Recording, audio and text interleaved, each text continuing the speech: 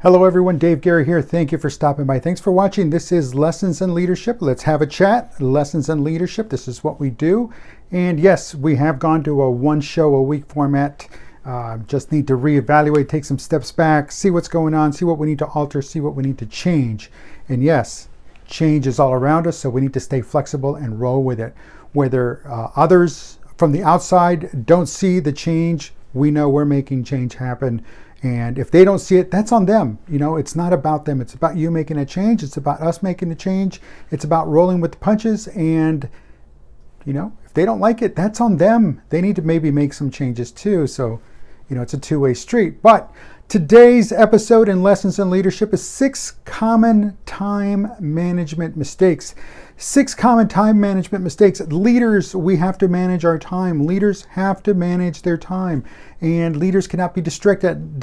Leaders have to pay even more attention, be even more focused, because they're not just doing their job, they're also overseeing, supervising, and watching over the job of everyone else. So the number one that I consider the number one thing is the common time management mistake is not properly planning, no proper planning. See, because they say if you don't plan, then plan to fail.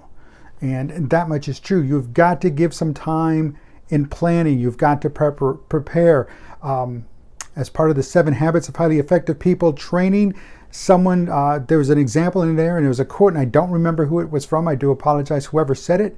But the quote was something like this: if you give me 6 hours to chop wood, I'm going to spend the first 5 sharpening that saw, sharpening that blade, sharpening the axe.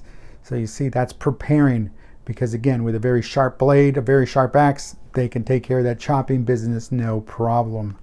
Number 2 is not having a list of things to do. And I feel lost without lists. Folks, I have to have a list. And on the days I don't have a list, I am disorganized. I am just a mess.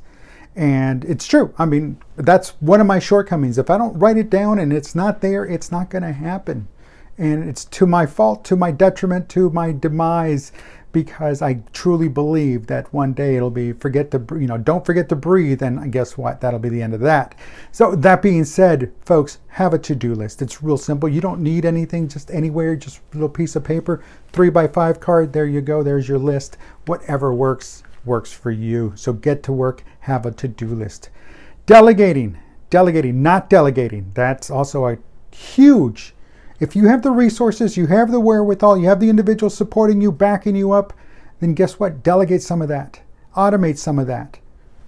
Just hand it out there and say, hey, look here, I need your assistance with this. I know when I have a project here at home or I'm doing something that involves other hands on deck, first people I recruit are my kids. Why? Because they know the mission, they know the project I'm working on, they know what's going on, and that lessens that time to, train anybody else to bring in anybody. Of course, I pay my kids. I mean, don't get me wrong, but they already know what what his expectations are. You know, he's going to deliver a quality package. He expects some quality work out of that into that quality package. So again, don't be afraid to delegate. And if it means taking time to train someone, train them right.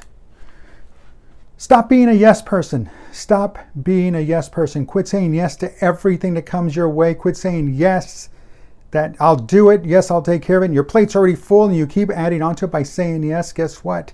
Time management goes right out the window. You might as well just flush it because it's gone. It's over. Obsession on time work versus the quality of the work. Meaning you've been given 8 hours to work and you get everything done in the first 3, 4, 5. Then what do you do for the remainder of the time? Do you just sit there and just kind of twiddle your thumbs and play games, or do you go back, review your work, you ensure you have the quality done? But also, if it's done, it's done. What can you do? You just don't want to I got to do it in 8 hours. I have 8 hours. I have to show 8 hours. No, because one, if you're cutting corners, guess what? You're going to pay the price. And if you're doing excellent work and it's easy for you, let them know. That way they can challenge you, throw more stuff at you, something that's going to, challenge you, motivate you, inspire you for more. And it also shows them being your supervisor and above, that you're ready to take on more challenges. You're ready to face the next step. You're ready to do that one more thing. And guess what? That's a huge positive. But that next thing should, well, again, this is kind of iffy because for some people, doing this, taking care of the small stuff, do it right off the bat, that's excellent. And some people say, no, tackle the hard stuff first, leave the small stuff for later. Yes, but it's a fine line you walk there, because that small stuff, if left unattended, becomes the hard stuff. The little things can grow into the big things if you don't take care of it. They say, oh, don't sweat the details. Sometimes you have to sweat the details because that one little thing will cascade, snowball into something else. So ensure you're taking care of business, folks. So again, this one's iffy. The small stuff first, yes. So small stuff first, no. And it just depends, but you have to weigh that and pretty much everything else on its own merits in its own situation. But for the most part, if you're just constantly applying this to everything, yeah, you're going to have some problems. And you're not going to be, that leader that you want to be, because again, you have no time to be the leader because you're always playing catch up. You're always scrambling to the end. Everyone, I'm David Guerra. Thank you for watching. If you like this video, don't forget to hit the like button down below. Otherwise, keep following along. I do appreciate it. And you have yourself a great day. We'll talk to you real soon.